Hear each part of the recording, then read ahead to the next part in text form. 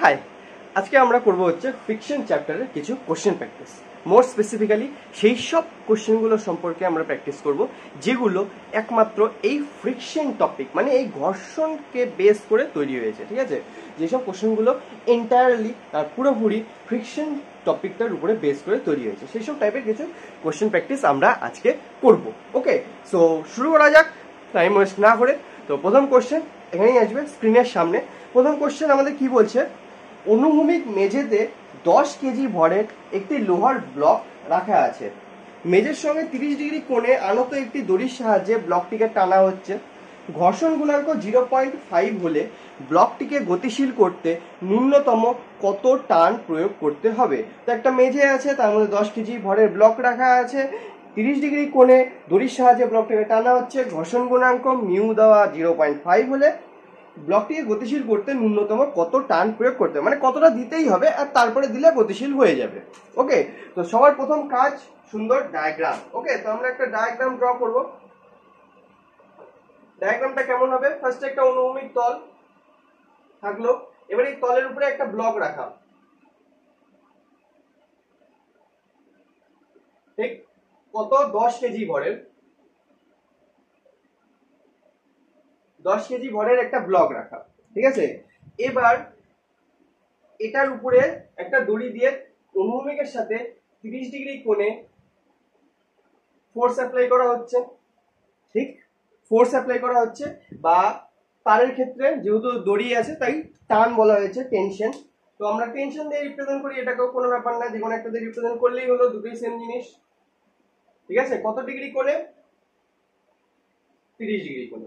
ওকে, এবার সবার প্রথম কি ডায়াগ্রাম ড্র করার পরে কাজ, যা যা ফোর্স আছে এর মধ্যে সেগুলো ড্র করতে হবে। তো প্রথম কি, এটার একটা নিচের দিকে ওয়েট অ্যাপ্লাই হবে, ঠিক, সেটাকে ধরে নিলাম ডাব্লিউ। তার উল্টো দিকে কি হবে, নর্মাল ফোর্স অ্যাপ্লাই হবে। ঠিক, নিচের দিকে ডাব্লিউ অ্যাপ্লাই হবে, উপরের দিকে নর্মাল ফোর্স অ্যাপ্লাই হবে। এবার এই টেনশন যেহেতু 30 ডিগ্রি কোণে অ্যাপ্লাই হচ্ছে, তাহলে এটা দুটো কম্পোনেন্ট তৈরি হবে। একটা কম্পোনেন্ট আসবে এদিকে, যেটা হবে টি কস থিটা, আরেকটা কম্পোনেন্ট হবে উপরের দিকে, যেটা হবে টি সাইন থিটা। এইবার যেহেতু বলছে ফ্রিকশন আছে, কারণ ঘর্ষণ গুণাঙ্ক দেওয়া 0.5, তাহলে ফ্রিকশন কোন দিকে অ্যাপ্লাই হবে? যদি টান ওইদিকে দেওয়া হয়, যদি ওইদিকে ঠেলা হয়, তাহলে ফ্রিকশন উল্টো দিকে পড়বে সবসময়। ফ্রিকশন অ্যাপ্লাই হবে এই পাশে, অবশ্যই এই জায়গাটা দিয়ে অ্যাপ্লাই হবে, আমরা জাস্ট দেখানোর সুবিধার জন্য উপরে ড্র করছি লাইনটাকে। ফ্রিকশন কি হবে, যা হয় নরমালি মিউ এন পরিমাণ ফ্রিকশন এর উপরে অ্যাপ্লাই হবে। ঠিক আছে, তাহলে চারদিকে ফোর্স আমরা ড্র করে নিলাম। এইবার এগুলোকে কি করতে হবে, ইকুয়েট করতে হবে, ক্যালকুলেশন করতে হবে। ঠিক আছে, তো যদি স্থির অবস্থায় থাকে তাহলে এই পাশের ফোর্স আর এই পাশের ফোর্স সমান হতে হবে, ডান দিক আর বাঁ দিকের ফোর্স সমান হলেই ওটা স্থির অবস্থায় থাকবে, রাইট? তাহলে কি লিখবো আমরা, T cos theta is equal to mu N, এটা লিখতে পারি। ঠিক আছে, এবার কোশ্চেনে বলা হয়েছে গতিশীল করতে ন্যূনতম কত, মানে মিনিমাম কতটা দিতেই হবে। তো এরকম ব্যাপারটা, এখানে যদি একটা বল থাকে বা কোনো বস্তু থাকে, এবার এর উপরে আমি ফোর্স অ্যাপ্লাই করলাম, ঠিক আছে, ধরলাম 10 নিউটন ফোর্স অ্যাপ্লাই করার পরেই এটা চলতে পারে, তার আগে অবধি চলবে না। তাহলে আমি 9 নিউটন অ্যাপ্লাই করি, 8 নিউটন অ্যাপ্লাই করি, যাই অ্যাপ্লাই করি এটা স্থির থাকবে, তাই তো? এইবার আমি যদি 10 নিউটন অ্যাপ্লাই করি তাহলে এটা স্থির থাকবে, কিন্তু এর থেকে যদি আরেকটু বেশি করি তাহলে এটা চলতে শুরু করবে, রাইট? মিনিমাম কতটা লাগবে, 10 নিউটন তো লাগবেই, 10 নিউটন দিতেই লাগবে, তারপরে যেটুকু দিব সেটুকুর জন্য চলবে। মানে 10 নিউটন অবধি ফ্রিকশনটাকে কাউন্টার করছে, বাকি যে এক্সট্রা বাঁচলো সেই এক্সট্রাটা ওকে চলাতে সাহায্য করবে। ঠিক, তাহলে আমাদের এখানে যে ক্যালকুলেশনটা বলছে গতিশীল করতে কতটা লাগবে মিনিমাম, তাহলে আমরা কি ধরবো, স্থির অবস্থায় ম্যাক্সিমাম কতটা, সেটাই কি হবে, গতিশীল অবস্থায় স্থির অবস্থায় ম্যাক্সিমাম যেটা হবে, গতিশীল অবস্থায় মিনিমামও সেটাই হবে। ঠিক, তো আমরা স্থির অবস্থায় বের করবো, গতিশীল অবস্থায় ক্যালকুলেশন তো আমরা করতে পারবো না, আমাদের দরকার স্থির অবস্থায় ক্যালকুলেশন। ঠিক আছে, তো স্থির অবস্থায় ক্যালকুলেশন করার জন্য কি হবে, যখন স্থির থাকবে তখন এই পাশেরটা আর এই পাশেরটা সমান হবে। ঠিক, আর উপরেরটা আর নিচেরটা তো সবসময় সমান হতেই হয়, তাই না? নাহলে তো ব্লকটা হয় উপরে উঠে যেত, নাহলে নিচে নেমে যেত, আর সেরকম তো হয় না, অনুভূমিক তলের মধ্যেই থাকবে। তাহলে নর্মাল ক্ষেত্রে কি হয়, আমি আগের দিন যেমন বলেছিলাম রিক্যাপে কি হয়, নর্মাল ক্ষেত্রে কি হয়, n ইকুয়াল টু ডাব্লিউ হয় আমাদের, কিন্তু যদি অন্যরকম কোনো ফোর্স থাকে তাহলে সেটা কি একটু চেঞ্জ হয়ে যায়, রাইট? সেরকম বলছিলাম। এইবার নিচের দিকে অ্যাপ্লাই হচ্ছে ডাব্লিউ, উপরের দিকে অ্যাপ্লাই হচ্ছে এন আর টি কস থিটা, ঠিক? তাহলে এন কি হবে? ডাব্লিউ মাইনাস টি কস থিটা, তাই না? আর এরকম টাইপের ব্যাপারটা। এই পাশে 10 নিউটন অ্যাপ্লাই হচ্ছে, এই পাশে 8 নিউটন অ্যাপ্লাই হচ্ছে, ঠিক? তাহলে এই পাশে টোটাল কত অ্যাপ্লাই হচ্ছে? 10 মাইনাস 8, ঠিক? বা যদি উল্টো জিনিস ধরি, এই পাশে 10 অ্যাপ্লাই হচ্ছে, তাহলে তো এই পাশে কিচ্ছু অ্যাপ্লাই হচ্ছে না, তাই না? তার মানে এই পাশটা নরমাল, এই পাশটা ওয়েট, এরকম টাইপের ব্যাপার। কিন্তু যদি এই পাশে আরো একটু এক্সট্রা অ্যাপ্লাই হয়, যেমন ধরে নিলাম 1 নিউটন আরো এক্সট্রা অ্যাপ্লাই হচ্ছে, তাহলে টোটাল যে নরমাল ফোর্সটা হবে সেটা কি হবে? এটা মাইনাস এটা হয়ে যাবে, তাই না? নরমাল ফোর্স যেটা হবে সেটা কি হবে? এই টোটালটা যোগফল এটা সমান হতে হয়, তাহলে এটাকে একবার কমতে হবে, এটাকে 9 নিউটন হয়ে যেতে হবে, 10 মাইনাস 1 হয়ে যাবে, ঠিক? তাহলে এই ক্ষেত্রে আমাদের নরমাল ফোর্সের 2 নাম্বার ইকুয়েশন আমরা কি লিখতে পারি? 2 নাম্বার ফোর্সের আমরা ইকুয়েশন লিখতে পারি n ইকুয়াল টু কি হবে? w মাইনাস টি sin থিটা, ঠিক? তো দুটো ইকুয়েশন পেয়ে গেলাম। এবার দুটো ইকুয়েশনকে সলভ করতে হবে, টি এর ভ্যালু বের করতে হবে আমাদেরকে। তো কি করে করব? প্রথম ইকুয়েশন থেকে যদি আমি n এর ভ্যালু লিখি, প্রথম ইকুয়েশন থেকে যদি আমি n এর ভ্যালু লিখি তাহলে সেটা কি হবে? t cos theta by mu. তো এখানেও n এখানেও n, দুটোকে সমান করে দেই। t এর ভ্যালু জানি না, cos থিটার ভ্যালু মানে হচ্ছে cos 30 degree, cos 30 degree value হচ্ছে √3/2, মিউ এর ভ্যালু কত দেওয়া? 0.5, ইকুয়াল টু কি হবে? w কত হবে? 10 কেজি ইনটু 9.8, রাইট? হবে মাইনাস টেনশনের ভ্যালু জানি না কি, সেটাই বের করতে হবে, ইনটু sin 30 ডিগ্রি মানে হচ্ছে হাফ। আসলো। এবার সোজা ক্যালকুলেশন কি হবে?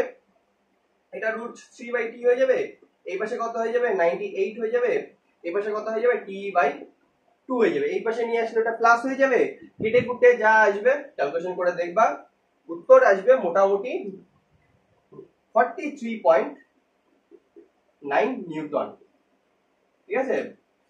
এই জিনিসটাকে এই পাশে নিয়ে আসতে হবে, টি কমন নিয়ে নিতে হবে, তাহলে √3 প্লাস হাফ হয়ে যাবে ইকুয়াল টু 98 হয়ে যাবে, তাহলে t equal to 98 by √3 plus half, তারপর যা ক্যালকুলেশন আসবে অ্যান্সার আসবে আমাদের 43.9 নিউটন। মানে 43.9 নিউটন ফোর্স অ্যাপ্লাই করা অবধি ব্লকটা স্থির থাকবে। এর চেয়ে যদি একটু বেশি মানে 44 নিউটন অ্যাপ্লাই করে দিই, 0.1 ও বাড়ায় দেই, তাহলে এটা চলতে শুরু করে দিবে। তাহলে মিনিমাম চলার জন্য মিনিমাম কতটা দরকার? এতটা তো দরকারই, তারপরে যা এক্সট্রা দিব সেটার জন্য চলবে। তো মিনিমাম কত? এত, এর চেয়ে কম দিলে চলবে? চলবে না, তাহলে ওটা তো মিনিমাম হচ্ছে না, মিনিমাম এইটা। ওকে, এতটা তো দিতেই হবে, তারপরে যা এক্সট্রা দিব সেটার জন্য চলবে। তো এই হলো এটা প্রথম কোশ্চেন। ওকে, আশা করি বোঝা গেল। তো আমরা যাক নেক্সট কোশ্চেনে।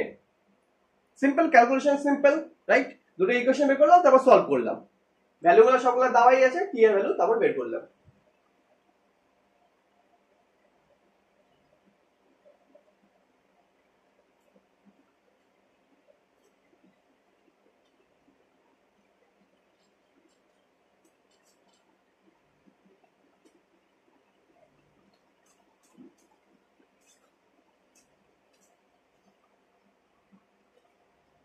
তারপর দেখা যাক 2 নম্বর কোশ্চেন কি আসে আমাদের কাছে। 2 নম্বর কোশ্চেন এখানেই আসবে, কি বলছে? ভূপৃষ্ঠের 14 মিটার পার সেকেন্ড বেগে ধাবমান একটি বস্তু ঘর্ষণজনিত বাধার ফলে 50 মিটার পথ অতিক্রম করার পরে থেমে যায়। বস্তুটি ও ভূপৃষ্ঠের মধ্যে ঘর্ষণ গুণাঙ্ক কত নির্ণয় করো। যেখানে কি অভিকর্ষজ ত্বরণ যেটা দেওয়া আছে 9.8, ঠিক আছে? গ্র্যাভিটেশন এক্সিলারেশনের ভ্যালু দেওয়া 9.8, যেটা আমরা নর্মালি জানি, না দেওয়া থাকলে কোনো ব্যাপার ছিল না। এটা ছিল হচ্ছে WBG 1997 সালের কোশ্চেন, ঠিক আছে? তো এক টাইপের PIQ কোশ্চেনও এটা। তো ফার্স্টে কি কাজ? ডায়াগ্রাম ড্র করা, রাইট? আর ফিজিক্সের সবার প্রথম কাজই হচ্ছে ডায়াগ্রাম ড্র করা একটা। তো ডায়াগ্রামটা কি করব? একটা ভূপৃষ্ঠ, রাইট? সেই ভূপৃষ্ঠের উপরে কি আছে? একটা ব্লক রাখা, ঠিক আছে? এইবার এই ব্লকটা চলছে, ধরলাম এদিকে চলছে, তাহলে যেহেতু ঘর্ষণ আছে, যেটা বেরো করতে বলছে মিউ এর ভ্যালু, তো যদি ঘর্ষণ থাকে, ফ্রিকশন থাকে, তাহলে ফ্রিকশনটা কোন দিকে অ্যাপ্লাই হবে? চলছে ওইদিকে, তাহলে ফ্রিকশন গতির বিরুদ্ধে থাকে, ঠিক? তো ফ্রিকশন অ্যাপ্লাই হবে আমাদের এই পাশে, ঠিক? ফ্রিকশনের ভ্যালু কত হয়? মিউ এন পরিমাণ, আর মিউ এন পরিমাণ, রাইট? যেটা আমরা জানি নরমালি। এইবার এই ব্লকটা এই ফ্রিকশনের জন্য চলতে চলতে থেমে গেল, মানে ওই পাশে যাচ্ছি যেতে যেতে ফ্রিকশন অ্যাপ্লাই হচ্ছে, পিছন দিকে আমাকে টানছে, চলতে চলতে আমি কি করবো, থেমে যাবে একসময়। ব্লকটাও তেমন চলতে চলতে চলতে চলতে ফ্রিকশনের জন্য একসময় থেমে যাবে। ঠিক, তাহলে ব্লকটা যে চলছিল, চলার জন্য ওর উপরে কোনো রকম ফোর্স অ্যাপ্লাই করা হয়েছিল। ঠিক, কোনো রকম ফোর্স তো অ্যাপ্লাই করা হবেই, তাই না? ব্লকটা যে চলছিল, বল প্রয়োগ না করলে কোনো স্থির বস্তু স্থির থাকে, গতিশীল বস্তু গতিশীল থাকে। ঠিক, তাহলে কোনো স্থির বস্তুকে গতিশীল করতে হলে আমাদেরকে বল প্রয়োগ করতে হবে। তার মানে এই বস্তুটা যে গতিশীল হয়েছিল, 14 মিটার পার সেকেন্ডে যে চলছিল, সেটার জন্য কি এর উপরে কোনো রকম ফোর্স অ্যাপ্লাই করা হয়েছে।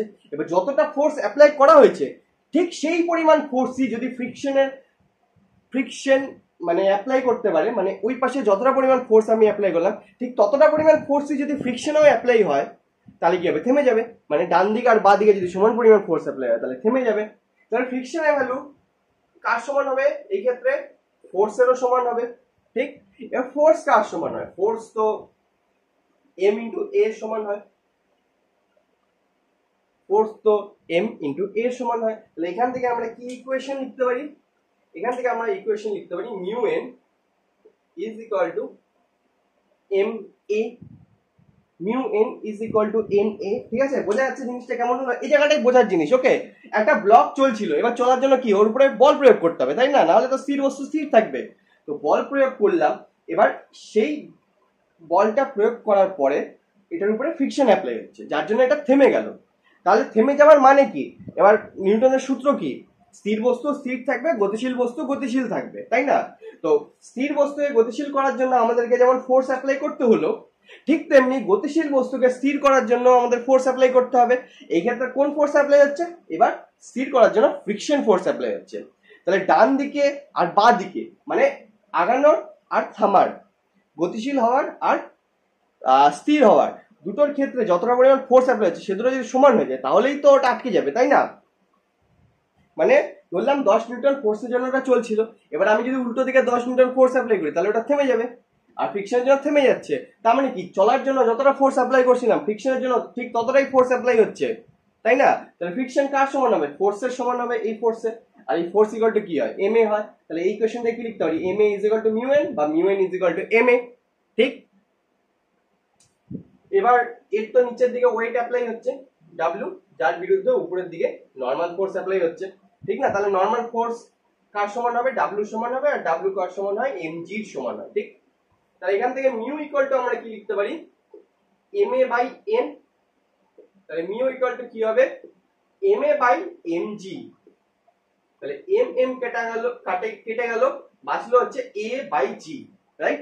বাঁচলো হচ্ছে এ বাই জি। ঠিক, তাহলে এর ভ্যালু আমরা জানি না, আর জি এর ভ্যালু আমাদের দেওয়া আছে 9.8। তাহলে আমাদেরকে এর ভ্যালু লাগবে। এ কি? এ হচ্ছে এক্সেলারেশন, মানে এই যে ফোর্সটা অ্যাপ্লাই করছিলাম, যার জন্য এই ব্লকটা 14 মিটার পার সেকেন্ডে চলছিল, এক্সেলারেশনও থাকবে। ঠিক, আর এবার যেহেতু উল্টো দিকে ফোর্স ফ্রিকশন ফোর্স অ্যাপ্লাই হচ্ছে, যার জন্য এটা ধীরে ধীরে স্লো হয়ে যাচ্ছে, আর একসময় থেমে যাবে, তার মানে কি রিটার্ডেশন অ্যাপ্লাই হচ্ছে। তাহলে আমাদেরকে ওই ভ্যালুটা বের করতে হবে, মানে নেগেটিভ ত্বরণ, নেগেটিভ এক্সেলারেশন বা ঋণাত্মক ত্বরণ, আর বা মন্দন বের করতে হবে। ঠিক, সেটা কেমন করে বের করব?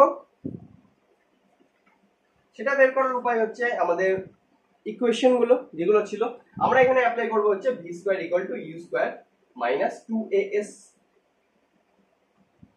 ঠিক, কেন? কারণ থেমে যাওয়ার জন্য ভি কি হবে? 0 হবে। ইউ কি দেওয়া আছে 14 মিটার, 2 এ বের করতে হবে, আর এস কি দেওয়া ছিল কোশ্চেনে? 50 মিটার যাওয়ার পর থেমে যায়, সবগুলাই দেওয়া আছে। তাহলে এখান থেকে এ কত বেরাবে? এ বেরাবে U square by 2s। U square মানে হচ্ছে 14 ইন্টু 14 বাই 2 ইন্টু এস হচ্ছে 50। ঠিক, এই ভ্যালুটা যদি আমি এখানে বসাই দেই, ক্যালকুলেশন করি, এখান থেকে কি আসবে কাটাকাটি করলে? 2 দিয়ে 7 দুগুণ 14, 2 দিয়ে নিচে 25, উপরে বাজবে হচ্ছে 7, 7 দুগুণ 14, উপরে 14 নিচে 25।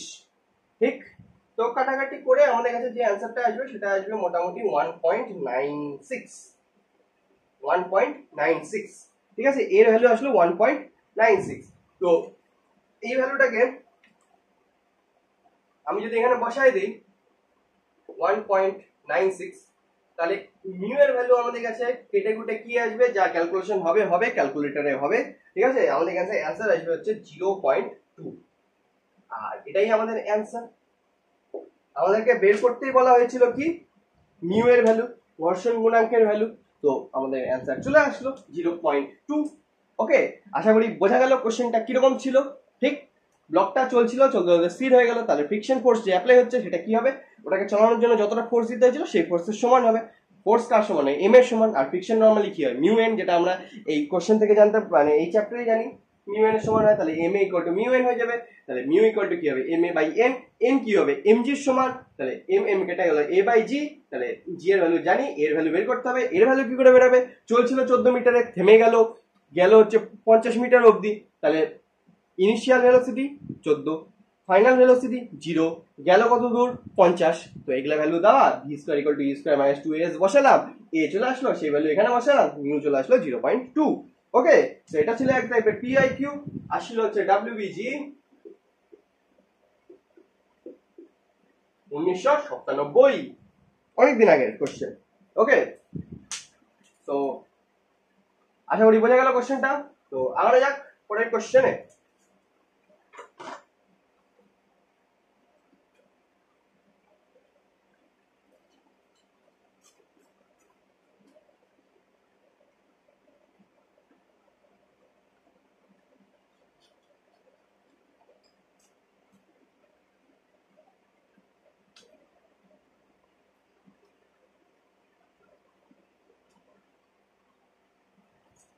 তারপরে কোশ্চেনটা বেশ ইন্টারেস্টিং টাইপের কোশ্চেন, এমনকি আইআইটি 1994 এরও কোশ্চেন। ঠিক আছে, পিওয়াইকিউ। কি কোশ্চেন এখানে আসবে, কি বলছেন, 0.1 কেজি ভরের একটি ব্লকের উপর অনুভূমিক দিকে 5 নিউটন বল প্রয়োগ করে ব্লকটিকে একটি দেওয়ালের গায়ে চেপে ধরে রাখা হয়েছে। ব্লক ও দেওয়ালের মধ্যে ঘর্ষণ গুণাঙ্ক 0.5 হলে ব্লকের উপর ক্রিয়াশীল ঘর্ষণ বলের মান, মানে ফ্রিকশনের ভ্যালু বের করতে বলছে। তো সবার প্রথম কাজ কি, ডায়াগ্রাম। ঠিক আছে, তো ডায়াগ্রাম ড্র করবো। একটা কি বলছে, দেওয়াল আছে, এই দেওয়ালের উপরে একটা ব্লক, কত মাস 0.1 কেজি, এর উপরে কি করা হয়েছে 5 নিউটন পরিমাণ অনুভূমিক বল অ্যাপ্লাই করা হয়েছে, যার জন্য এটা এই দেওয়ালের উপরে টিকে আছে। ঠিক আছে, পড়ে যাচ্ছে না, নিচে পড়ে যাচ্ছে না, গ্র্যাভিটির জন্য কি হয় নরমালি পড়ে যায়, এই ফোর্সটা অ্যাপ্লাই করার জন্য এটা আটকে আছে। তাহলে ফ্রিকশন বের করতে বলছে। তো সবার প্রথম কথা, ফ্রিকশন হবে কোন দিকে। ঠিক আছে, ফ্রিকশন কোন দিকে হয়, দুটো সারফেসের কন্ট্যাক্টে। ঠিক আছে, তো এই ব্লকটা কন্ট্যাক্ট কোথায় আছে, এই সারফেস আর এইখানে, এই দুটো সারফেসের মাঝখানে এখানে কন্ট্যাক্ট, রাইট। এইখানে যদি কন্ট্যাক্ট থাকে, ব্লকটা যাওয়ার কথা কোন দিকে, ন্যাচারালি নিচের দিকে, কারণ গ্র্যাভিটি নিচের দিকে অ্যাপ্লাই হবে, তাই না। কতটা গ্র্যাভিটি অ্যাপ্লাই হবে, 0.1 ইন্টু 9.8, এতটা পরিমাণ গ্র্যাভিটি অ্যাপ্লাই হবে। ঠিক, নিউটন দিয়ে দিই, এতটা পরিমাণ ফোর্স অ্যাপ্লাই হবে নিচের দিকে, যেটা এটার ওয়েট হয়। ওকে, এবার তাহলে এটাকে আটকানোর জন্য ফ্রিকশন কোন দিকে অ্যাপ্লাই হবে, ফ্রিকশনের ল কি, গতির বিরুদ্ধে। গতি যদি নিচের দিকে হয়, তাহলে গতির বিরুদ্ধে কোন দিকে হবে, উপরের দিকে। ফ্রিকশন অ্যাপ্লাই হবে উপরের দিকে। ঠিক, এইবার কথাটা হচ্ছে ব্লকটা এখানে আটকে আছে, রাইট। ব্লকটা এখানে আটকে আছে, না নিচে যাচ্ছে না উপরে যাচ্ছে, তার মানে কি নিচের ফোর্স আর উপরের ফোর্স সমান হবে। কি, ব্লকটা এখানে আটকে আছে, কোথাও যাচ্ছে না, না এদিক না ওই দিক, না উপরে না নিচে, কোনো দিকে যাচ্ছে না। তার মানে কি চারিদিক থেকে যত ফোর্স অ্যাপ্লাই হচ্ছে সব সমান পরিমাণ অ্যাপ্লাই হচ্ছে। ঠিক কি না, সব কি হচ্ছে, সমান পরিমাণ অ্যাপ্লাই হচ্ছে। তাহলে নিচের দিকে যতটা ফোর্স অ্যাপ্লাই হচ্ছে, উপরের দিকেও ঠিক ততটাই ফোর্স অ্যাপ্লাই হচ্ছে। উপরের দিকে কি অ্যাপ্লাই হচ্ছে, ফ্রিকশন। নিচের দিকে কি অ্যাপ্লাই হচ্ছে, ওয়েট, রাইট। গ্র্যাভিটির জন্য যে ফোর্স অ্যাপ্লাই হয়, তাহলে উপরের ফোর্স আর নিচের ফোর্স যদি সমান হয়, তাহলে তো আমরা সোজা হয়ে লিখতে পারি friction is equal to 0.1 into 9.8 newton. আর আমাদের অ্যান্সারে এটাই হবে 0.98 নিউটন। এইটুকুই অ্যান্সার। ঠিক আছে, কোনো ক্যালকুলেশন নেই, আইআইটির নামে যে বিশাল কিছু দিয়ে দিছে সেটাও না, কিন্তু মাথায় লাগানোর মতো ব্যাপার। ঠিক আছে, মাথায় ভাবনার মতো ব্যাপার কোশ্চেনটা, এমন না যে বড় বড় ক্যালকুলেশন পাতার পর পাতা হবে, এরকম কোনো ব্যাপার না, বাট ভাবনার বিষয়, মানে ইন্টারেস্টিং টাইপের কোশ্চেন। এখানে এই 5 নিউটন বল কোনো কাজে লাগলো না, এখানে যে নিউ এর ভ্যালু দেওয়া ছিল, কত দেওয়া ছিল 0.5, কোনো কাজে লাগলো না। ঠিক, এবার কেন লাগলো না, সবার প্রথম কথা ফ্রিকশনের ভ্যালু কি করে বেরোলো সেটা বোঝা গেল। ফ্রিকশন কি হয়, গতির বিরুদ্ধে বাধা সৃষ্টি করে। এবার এটা কোনো দিকে গতি হচ্ছে না, মানে নিচের দিকের ফোর্স আর উপরের দিকের ফোর্স সমান হবে। নিচের দিকে কোন ফোর্স অ্যাপ্লাই হচ্ছে এটা, উপরের দিকে কোন ফোর্স অ্যাপ্লাই হচ্ছে ফ্রিকশন। ফ্রিকশন এটা সমান হবে, ফ্রিকশন কত হবে 0.98 নিউটন। আর আমাদের বেরো করতে বলছিল কত ফ্রিকশনের ভ্যালু, তো বেড়ে গেল। ঠিক আছে, এর ব্যাপারটা হচ্ছে 5 নিউটন ইউজ হচ্ছে না কেন, কারণ 5 নিউটনটা অ্যাপ্লাই হচ্ছে সোজাসুজি অনুভূমিক ভাবে, মানে এই ফ্রিকশন আর এই নিচের উপর নিচের যেটার জন্য আমাদেরকে ক্যালকুলেশন করতে হবে অ্যাকচুয়ালি, কারণ ব্লকটা কি আছে এরকম ভার্টিক্যাল সার্ফেসের উপরে দেওয়ালের উপরে লাগানো আছে। ঠিক, দেওয়ালের উপরে থাকলে যা ক্যালকুলেশন হবে আমাদের ন্যাচারালি জেনারেল সেন্সে কি বোঝায়, উপর নিচের ক্যালকুলেশন হবে, তাই উপরের ফোর্স নিচের ফোর্স এগুলো। আর এটা কি হচ্ছে তার সাথে 90 ডিগ্রিতে অ্যাপ্লাই হচ্ছে। 90 ডিগ্রিতে কোনো কম্পোনেন্ট হয় কোনো ফোর্সের, এই ফোর্সটারই 90 ডিগ্রিতে কোনো কম্পোনেন্ট হবে হবে না, অবভিয়াসলি হবে না। এই ফোর্সটা যেদিকে অ্যাপ্লাই হচ্ছে 90 ডিগ্রিতে, এটার সাথে কোনো সম্পর্ক আছে নাই, 90 ডিগ্রিতে কোনো ফোর্স হয় না। ঠিক আছে, 90 ডিগ্রিতে কোনো ফোর্সের কম্পোনেন্ট তৈরি হয় না। তো 5 নিউটন বল আমাদের ক্যালকুলেশন মধ্যে তো ইউজ হচ্ছে, তবে হ্যাঁ প্র্যাকটিক্যালি যদি ভাবা যায় তাহলে ইউজ হচ্ছে, কারণ এই 5 নিউটন বল না থাকলে এখানে এটা আটকেও থাকতো না। 5 নিউটন বলটাতে কি হচ্ছে, এই ব্লকটাকে এই দেওয়ালের সাথে কন্ট্যাক্ট করে রাখা হচ্ছে, মানে দুটো সার্ফেসের মধ্যে সংস্পর্শ তো লাগবে, সেই সংস্পর্শটা এই 5 নিউটন বল প্রোভাইড করছে। ঠিক আছে, আর তারপরের কথা আমাদের দরকার হচ্ছে মিউ। ঠিক আছে, মিউ দেওয়ার মানে কি তাহলে, মিউ দেওয়ার মানে, কারণ মিউ কি জিনিস হয়, মিউ অ্যাকচুয়ালি কি জিনিস হয়, মিউ হয় হচ্ছে দুটো সার্ফেসের মাঝে কি ঘর্ষণ গুণাঙ্ক, ঠিক, কোফিশিয়েন্ট অফ ফ্রিকশন। ঠিক, তো কোফিশিয়েন্ট অফ ফ্রিকশন হিসাবে যদি দেখি তাহলে friction equal to mu N হবে। কি হবে, মিউ এন হবে। ঠিক, তো মিউ দেওয়া। এবার নর্মাল ফোর্স কি হবে, নর্মাল ফোর্স কি হবে, নর্মাল ফোর্স তো ন্যাচারালি জেনারেলি যেভাবে বলা যায় কি হয়, নিচে যে ওয়েট অ্যাপ্লাই হয় তার উল্টো দিকে ফোর্সটা, লম্ব বলটা। ঠিক, এটা তো এদিকে হচ্ছে, এটা তাহলে সারফেস তো এই পাশে 90 ডিগ্রিতে, ফোর্স অ্যাপ্লাই হচ্ছে এদিকে, সারফেস এদিকে, তাহলে কি করে আসবে, তাহলে নর্মাল ফোর্স বের করাটা মুশকিল, তাই না। তবে জেনারেলি নর্মাল ফোর্স কি করে হবে, এই 5 নিউটনের বিরুদ্ধে নর্মাল ফোর্স আসবে, সেটা আলাদা কথা। বাট আমরা যেটা জানি সেটা হচ্ছে ব্লকটা সারফেসের সাথে যে ওয়েট অ্যাপ্লাই করবে ব্লকটা সারফেসের উপরে, তার বিরুদ্ধে যে বলটা সারফেস ওই ব্লকটার উপরে অ্যাপ্লাই করবে সেটা নর্মাল ফোর্স হয়। কিন্তু এখানে তো সেরকম কোনো ব্যাপারই নেই, কারণ এটা কি দেওয়ালের সাথে রাখা আছে। ঠিক, সেই জন্য আমরা ওই অ্যাপ্রোচটাকে ইউজ করলাম না। অথচ ওই অ্যাপ্রোচ ইউজ করলে পরে চলে আসতো, প্রায় কাছাকাছি মানি চলে আসতো। ঠিক আছে, কিন্তু অ্যাপ্লাই করলাম না কেন, কারণ আমাদের এখানে সোজাসুজি উত্তর বেড়ে যাচ্ছে। আমাদের দরকার ফ্রিকশন কত, ফ্রিকশন কি হয়, গতির বিরুদ্ধে বাধা সৃষ্টি করে, গতি নিচের দিকে হচ্ছে, তাহলে ফ্রিকশন উপরের দিকে অ্যাপ্লাই হবে, নিচেরটা উপরেরটা সমান হবে, ওই জন্যই স্থির অবস্থায় আছে, তাহলে নিচে যা হচ্ছে সেটাই ফ্রিকশনের সমান, অ্যান্সার চলে আসলো আমাদের। ওকে, তো আশা করি জিনিসটা বোঝা গেল। এটা ছিল হচ্ছে আইআইটি, তখন যেই মেইন অ্যাডভান্স এরকম কোনো নাম ছিল না এই পরীক্ষাগুলোর, মানে এতটাই পুরানো কোশ্চেন এটা, পিওয়াইকিউ। ঠিক আছে, আইআইটি 1994 সাল, মানে এটা আরো আগের কোশ্চেন। ওকে, বোঝা গেল, তো আরো যাক।